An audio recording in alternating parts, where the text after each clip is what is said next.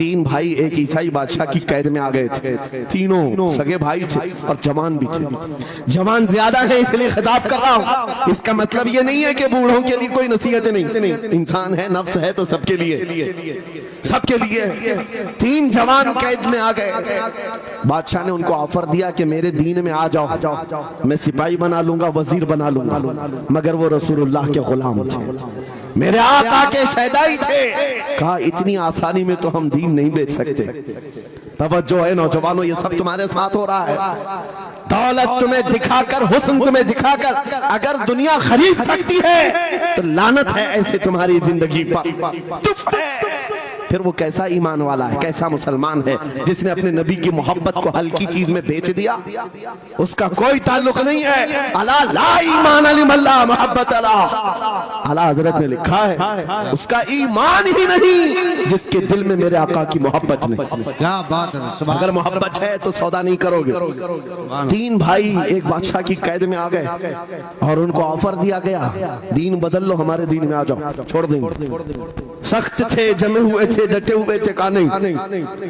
کہا جلاد کو بلاؤ، کوڑے مارو، کہا تیار ہیں۔ اتنا نہیں، بادشاہ اتنے غصے میں تھا، جلاد کو بلایا اور کہا ایک کڑھائی لاؤ، تیل ڈالو اور کھولاؤ۔ تیل ڈال کر کے کھولایا گیا۔ جب تیل کھولنے لگا، ان تینوں میں سے بڑے بھائی کو اٹھا کر تیل میں ڈال دیا۔ چلتے ہوئے تیل کے اندر جب اس نوجوان کو ڈالا گیا تو فوراً دم زدن میں روح نکل گئی، شہید ہو گئی۔ دو بھائی دیکھ رہے ہیں، اپنے بڑے بھائی کی موت دیکھ رہے ہیں۔ یہ حالات آ گئے، یہ باتیں یاد رکھنا۔ تھوڑی دیر کے بعد بادشاہ نے دوسرے سے کہا اب بتاؤ تمہارا کیا ارادہ ہے؟ دوسرے نے کہا اب تو اور بھی تم نے سخت کر دیا امتحان، ہم تو اپنے نبی کو دھوکہ نہیں دے سکتے اور نہ ہی میرے شہید بھائی کو۔ بادشاہ نے دوسرے کو اٹھایا اور تیل میں ڈال دیا، کھولتے ہوئے تیل میں ڈال دیا، دو شہید ہوئے۔ تیسرا جو تھا وہ 22 سال 25 سال کے بیچ کا تھا۔ یہ بھری جوانی ہے، انگارہ ہوتا ہے، ہر نوجوان کو یہ لگتا ہے کہ یہ دن ہمارے عیش کے ہیں۔ دنیا میں جہاں چمکتی ہوئی چیز کو دیکھتا ہے دل دے بیٹھتا ہے، ماں باپ سے بھاگ جاتا ہے، گھر بار کو چھوڑ دیتا ہے، اس کو ہر اچھی چیز بری لگنے لگ جاتی ہے۔ یہ عمر بڑی خطرناک منزل میں آ جاتی ہے۔ اے نوجوانوں، جو اس عمر میں بچ گیا انشاءاللہ وہ آگے بھی بچ جائے گا، آگے بھی بچ جائے گا۔ 22 سال کا کھڑیل جوان ہے جس کے سامنے اس کے دو بھائیوں کو کھولتے ہوئے تیل میں ڈالا گیا، اس کی کیفیت کیا ہونا چاہیے؟ اب پوچھا گیا تمہارا کیا ارادہ ہے؟ کہا اس طرح تم 100 بار بھی تیل میں ڈالو گے تو میں یہی کہوں گا میرا رسول محمد سبحان اللہ صلی اللہ علیہ وسلم، ہمارے آقا محمد صلی اللہ علیہ وسلم ہے، میں یہی کہوں گا۔ بادشاہ اتنے غصے میں تھا، کہا کہ اس کو چیر دو، اس کو کاٹ دو۔ وزیر تھا بادشاہ کا چالاک، اس نے کہا اس کو قتل کر دینے مار دینے سے کچھ ہوگا نہیں، مجھے 1 مہینے کا ٹائم دے، اس کو چینج کر کے لے کے آؤں گا، اگر نہیں لایا تو میری زندگی داؤ پہ لگ جائے۔ بادشاہ نے کہا لے جاؤ، 1 مہینے کا ٹائم ہے، اس کو بدل کر کے لاؤ۔ وجہ یہ تھی کہ اس وزیر کے گھر میں بڑی خوبصورت لڑکی تھی جس کے رشتے کے لیے بڑے بڑے بادشاہوں کے شہزادوں کے پیغامات آتے تھے۔ وزیر ایسا تھا کہ اس ایک نوجوان پر اپنی پوری محنت صرف کرنا چاہتا تھا۔ گھر لایا، کمرے میں رکھا، اچھی غذائیں دی، کہا میں تجھے مارنا نہیں چاہتا، کچھ نہیں، تو اپنی زندگی میں مست رہ۔ اس نوجوان نے کہا ٹھیک ہے۔ اس کے بعد اپنی بیٹی کو لگا دیا، اے بیٹی تیرے پاس تیرے باپ کو بچانے کے لیے ایک ہی کام ہے، اس جوان کا دل جیت کر کے لیا، بادشاہ سے جو چاہے تجھے دلا دوں گا۔ اس لڑکی نے کہا یہ تو چٹکی کا کام ہے میرا۔ جس کے پاس حسن ہوتا ہے اسے ایسا لگتا ہے ہر کسی کو اپنے دامے فریب میں پھنسائے گی، اتنا آسان نہیں ہے، ہر کوئی لٹو نہیں ہوتا۔ رات کو جب یہ لڑکی آتی، نوجوان مصلح بچھاتا سجدے میں چلا جاتا، اور وہ کھڑی رہتی بیٹھی رہتی، کھڑی ہوتی بیٹھی ہوتی، رات گزر جاتی، وہ اونگ اونگ کر چلے جاتی۔ कितने दिन हो गए रोजाना वो बात तक नहीं करता, सर तक नहीं उठाता, उसका सजदा लंबा ही होता चला जाए।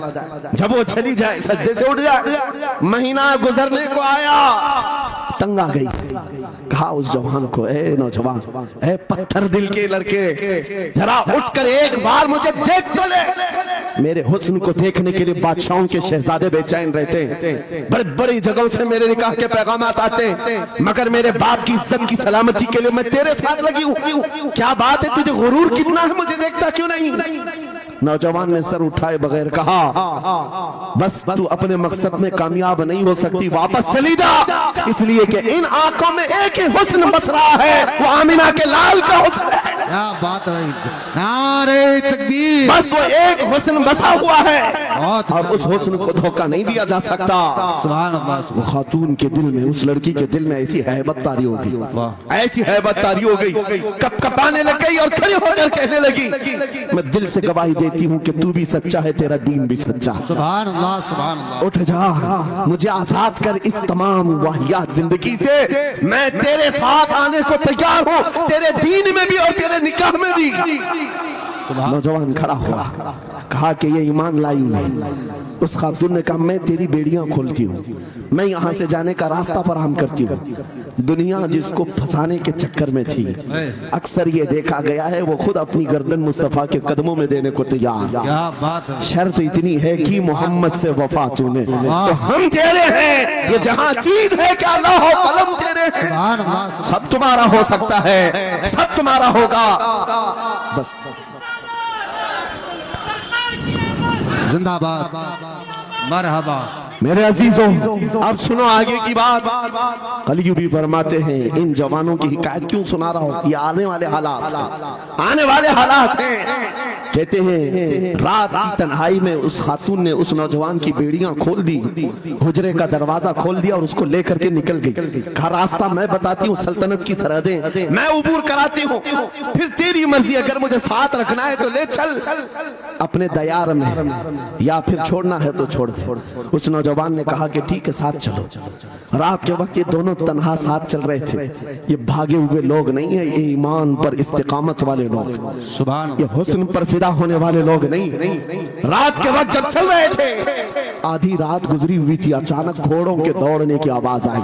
बहुत अहम बात कर रहा हूँ, घोड़ों के ताप की आवाजें आने लग गई। अब ये दोनों डर करके एक दरख्त के पीछे छुप गए। उन्हें लगा बादशाह को खबर हो गई, बादशाह ने हमें पकड़वाने के लिए पूरी फौज भेज दी है। वजीर को भी पता चल गया होगा, ये डरे सहमे हुए दरख्त के पीछे छुपे हुए थे कि अब क्या होगा इसके बाद।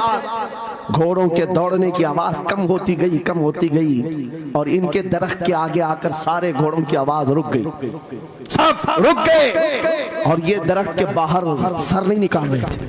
बाहर आई हुई जमात ने इनका नाम लेकर पुकारा, फला बिन फला बाहर आ जाओ। ये नौजवान कहता है, जब मैं बाहर आकर देखा ये बादशाह की फौज नहीं थी, इसके दोनों शहीद भाई पूरी जमात के साथ घोड़ों पर सवार हैं। सुभान अल्लाह। जिनको बादशाह ने खोलते हुए तेल में डाला था, वो घोड़ों पर सवार आ रहे हैं। नौजवान देख करके हक्का बक्का रह गया। पूछा, भाईजान आप कैसे आए, आप कैसे आए?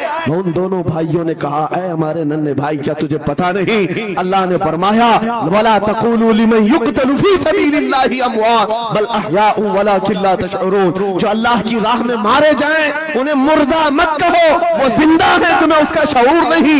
ये सिर्फ तू हमें देख रहा है, पहचान रहा है। तुझे पता है ये जो जमात हमारे साथ आई है आम लोगों की नहीं, ये बदर खंदक के सहाबा की जमात है। सुभान अल्लाह, सुभान अल्लाह। बहुत अच्छा।